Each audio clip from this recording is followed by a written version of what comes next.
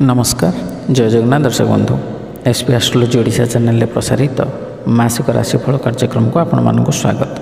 दर्शक बंधु आज आम आलोचना करवा एप्रिल 2025 रे केमिति रहिबो राशिचक्र चतुर्थ राशि कर्कट राशि व्यक्तिविशेष मानकर शुभाशुभ राशिफल विषय विस्तृत भाव आलोचना करवा।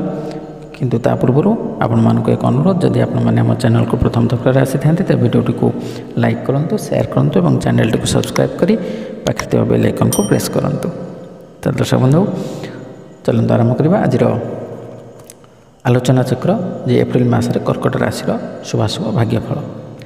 ए कर्कट राशि जार अधिपति ग्रह होउछन्ति चंद्र, यार शुभवार रविवार सोमवार घातवार बुधवार, शुभ संख्या 2, 7, 9, शुभ रंग धला नाली।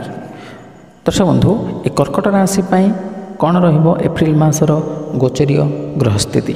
वृष राशि रे बृहस्पति, मिथुन राशि रे मंगल, कन्या राशि रे केतु एवं मीन राशि रे शनि, रवि, राहु, शुक्र एवं बुध। यही गोचरीय स्थिति को नजर रखी आम यह विचार करिपरिबा जे अप्रैल मासर मासिक राशिफल 2025 अनुसार यही मास कर्कट राशि लोकों किछि मात्रार अनुकूल परिणाम देव। आपणकर एकादश घरे देवगुरु बृहस्पति रही पंचम घर, सप्तम घर और नवम घर को दृष्टि गोचर करेंगे और सेमानंकर भाग्य वृद्धि करेंगे निश्चित भाव में। क्यारियर दृष्टि यही मास आपणक पई मध्यम धरणर फल देव, किंतु किछु भल कथा यही मासर हो पारे। यदि आपण कौन चाकरी करुछंती तेबे दशम घरर स्वामी मंगल महाराज मासर आरंभ में द्वादश घरे रहिबे, जहाँ फल आपण को विदेश जीवार सुजोग मिलिबो। व्यावसायिक क्षेत्र में यात्रा आपणक पई लाभदायक रहिबो। सप्तम घरर स्वामी शनि महाराज संपूर्ण मास नवम घरे रहिबे। विद्यार्थी विषय रे यदि आम आलोचना करवा तेबे यही मास उत्थान पतन रे पूरी रहिबो, तथापि भल रहिबार संभावना अछि। मासर आरंभ में पंचम घरर स्वामी द्वादश घरे रहिबे, जहाँ फल शिक्षा पाई विदेश जीवार स्वप्न पूरण हेबो। एही मास पारिवारिक जीवन पाई मध्यम धरणर रहिबो बोली संभावना अछि। चतुर्थ घरे शुक्र महाराज संपूर्ण मास निजर उच्च राशि मीन रे नवम घरे विराजमान करिवे और मासर आरंभ में बक्री अवस्था रहिबे। माता और पिता को किसी समस्या हो पारे। यदि आपणकर प्रेम जीवन विषय आलोचना करवा तेबे एही मासरे उत्थान पतन भरी रहिबो, तथापि आपणको अनुकूल परिणाम मिल पारे। यार कारण यह हेबो जे पंचम घरर स्वामी मंगल महाराज मासर आरंभ में द्वादश घरे रहिबे, जहाँ आपणकर संपर्क में झगड़ा और दूरता सृष्टि करि पारे। आर्थिक स्थिति को देखिले आपणक पई एही मास अनेक मामलार अनुकूल रहिबो बोली संभावना अछि। मासर आरंभ किछि दुर्बल रहिबो, कारण मंगल महाराज द्वादश घरे रही आपणकर खर्च बढ़ाइबे। अप्रैल मासर मासिक राशिफल अनुसार एही मास स्वास्थ्य दृष्टि ठीक ठाक रहिबार भल संभावना अछि, तथापि आपण को निजर स्वास्थ्य समस्या उपरे ध्यान देबाक पड़िबो, कारण मासर आरंभ में मंगल आपणकर द्वादश घरे रहिबे। दर्शक बंधु ये बृहस्पति एवं शनि जो दुईटी ग्रह मुख्यतः आम नहीं था राशिफल विचार करिबारे तांकर भूमिका। तेणु ये बृहस्पति एवं शनि आपणकर राशि पाई वर्तमान बृहस्पति एकादशस्थ एवं शनि नवमस्थ। यदि आम प्रथमे बृहस्पति कथा आलोचना करवा तेबे बृहस्पति होउचंदी धन धान्यर कारक, विद्या बुद्धिर कारक, जस कीर्तिर कारक, आध्यात्मिकतावादीर कारक होउचंदी एई देवगुरु बृहस्पति एवं समस्त प्रकार सकारात्मक दिगर कारक मध्य देवगुरु बृहस्पति। एई बृहस्पति ग्रह गोचरीय स्थिति अनुसार द्वितीय, पंचम, सप्तम, नवम एवं एकादश स्थान रे अत्यंत शुभ फल प्रदान करिथांती। तेणु आपणक राशि पाई जेहेतु बृहस्पति एकादशस्थ, तेज निश्चित भाव में आपन बृहस्पति जनित शुभ फल आप प्राप्त करेंगे। तेणु जो मैंने व्यवसाय वाणिज्य क्षेत्र में अच्छा से समय निश्चित भाव में अत्यंत शुभफल प्रदायक हम आकस्मिक लाभ अर्थप्राप्ति जोग रही आपणकर व्यवसाय वाणिज्य उत्तरोत्तर उन्नति कर आपणकर पार्टनर मध्य आपण को पूर्ण सहायता प्रदान करेंगे। जदि आप शेयर मार्केट अर्थ विनियोग करुँच तेज यही समय मध्य आप निश्चित भाव में भल रकमर अर्थ उपार्जन करें। आध्यात्मिकता क्षेत्र में जो मैंने अच्छा आध्यात्मिकता दिगरे बा भगवती प्राप्ति दिगरे आग्रह बढ़िबो एवं से अधिक अनुगामी हेबे।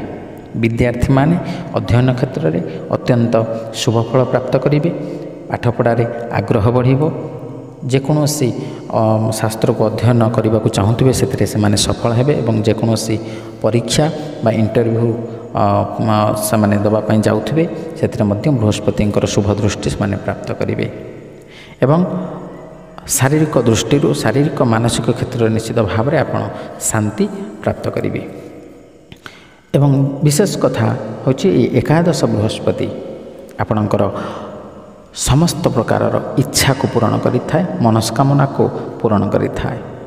जो कार्य आप अनेक दिन है चिंता करुछंती बा अनेक दिन धरी जो कार्य अधूरा रही जाइछि से कार्य निश्चित भाव में आपणकर पूरण हेबो एवं समस्त दिगरे आपन सफलता प्राप्त करेंगे।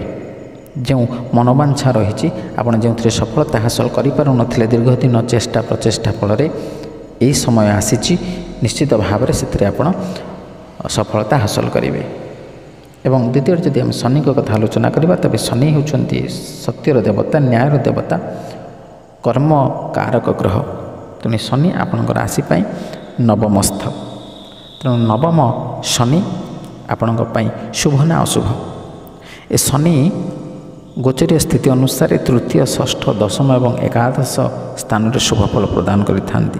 तेणु आपणों राशि नवम नवम भाव साधारण भाव में आम भाग्यर विचार करिथांती।